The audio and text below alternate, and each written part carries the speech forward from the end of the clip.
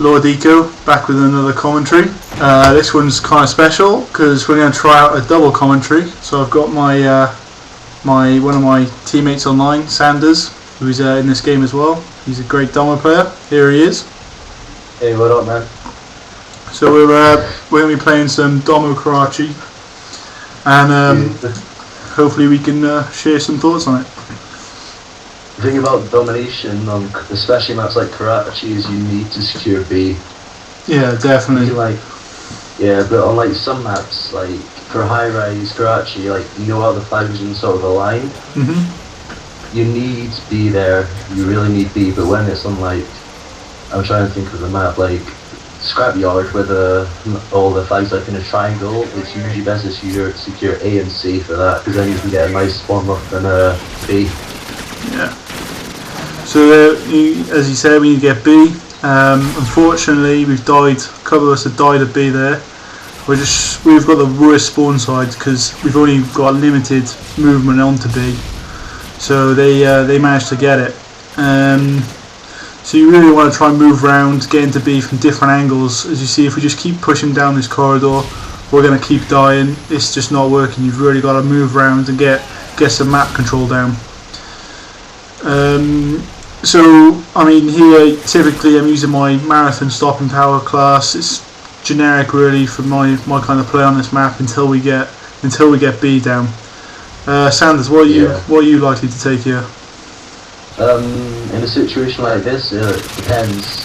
Usually you should have one of lightweight trying to capture the enemy home flag, so they can have to draw back. But usually I take marathon stopping power and try and get that B. Yeah, exactly. So there what we've done. We just two of us piled on B just to cap it. We've managed to get C at the same time, but we won't worry about that. That's been dominated. Exactly. We've got to dominate just for a couple of seconds. It's enough to confuse them. It means they've got to go to more than one flag. Even though we lost B, we can jump straight back on it to cap it again and get them dominated once more. And I mean, we're 2 points down, but because we've got all three flags, they're not getting any points. We're racking them up, and we can really just leave C or A now. I mean, we've got what we wanted. We've got B. We've got up in nice little spots, and we can just hold it quite easily from here. It's always a good idea to have someone calling out how many people are dead at a time. Once you get 2 dead on the other team, it's pretty much vital. You need to push for B.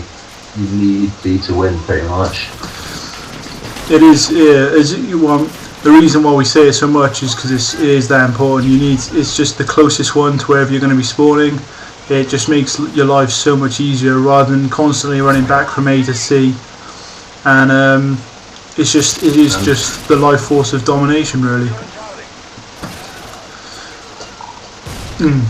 When you have B, and it's a good idea to have one person just camp in a hiding spot. And the second that you hear them losing B, that person just needs to jump up. That's what you're doing here. You're just lying down, crouching in that place. The second you hear that, you're just going to get up and kill them. Yeah, that was the plan until I fell off. But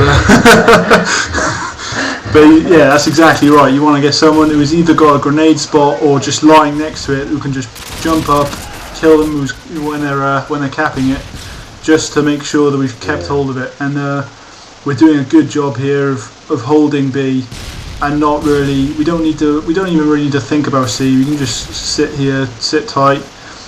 A couple nice spots around up on this middle building where I just died. Up on those balconies I was trying to get to, and just generally around that area. You might want to have someone down the middle to run back to A. But here they capped it, but I nicely got a double kill and then killed the third person. So I'm straight back on it, and I believe Sanders running with me. We're both using SMGs, so we're the guys who are actually on there capping while our teammates with assault rifles are giving us cover, hopefully. Yeah. What also you have to remember in domination is if you get A and B or C and B, I know it's tempting, but you really shouldn't push the other flag. I know, I want to push, but it's really not a good idea. It's really a mistake. Yeah, because if you get caught at the other flag and die, you're one man down then, and they will push for that B flag, and you could have been there to save it and whatever. here's one of those funny situations where we're caught in the middle courtyard and I can't cap it because the other guy's there, but I also don't want to die because I've capped halfway. So I was just trying to sneak around, stay alive for a bit, and we managed to kill him and cap B back. But the best thing to do in those situations is just, oh sorry man, you go. No, carry on. Alright, well, when you're trying to cap a flag and there's someone else there, the best thing to do would be to call out that there's someone there, and then just to see if that person can see him, because and also if you have two people and under the domination glitch, if one person dies in the flag, it all restarts, so you need to be aware of that as well. Exactly, it's not fun when that happens, trust me. Because that's exactly when the Semtexes hit the flag. So here I am, I'm going up onto tin building roof, and I'm going to jump across into this little room above B. It's quite a nice spot. I can see down into the alleyway where we spawned. I can see most of B. Usually we just leave C, but I think someone's just ran to get him. But some terrible shooting, but finally if you really want to put pressure, definitely go for the flags. Yeah. I mean, if you think you're good enough to hold the 3, or if you just want to put some pressure on them, then do it. But it's so much easier playing a defensive game, I reckon, just holding 2 flags, because you really don't have to worry about it too much. I mean, we're just leaving A here. They're going to probably get A. But see up here, I'm quite sheltered, and I can throw grenades down. The only thing that's going to hit you are those Semtexes. But I mean, it's not big a worry really at the moment. That's why especially at the start when you're going for a blast shield is a very good thing to use. Yeah. Blast shield will stop you getting stuns and it'll like wear away the Semtex. So really that's the thing to think about. Yeah, it's definitely true. Even though playing MLG, I hate blast shields, but you gotta do what you gotta do. So in RMG, put those blast shields on, peg it to B with lightweight, and it's a good little tactic. It's the same when you're a flag carrier and cap the flag. Put that blast shield on so you can get away. But yeah, as you can see, 60 points up now. 3 minutes left. It's not really looking good for them. We're out shooting them everywhere. I just think that really we've played quite well in holding the B for longest and just not laying up really. I mean, we're just playing tactically, moving around. I'm putting pressure on the other side of the map now, and you just really got to be able to rotate quite quickly as well around the map to capture these points and put the pressure back on.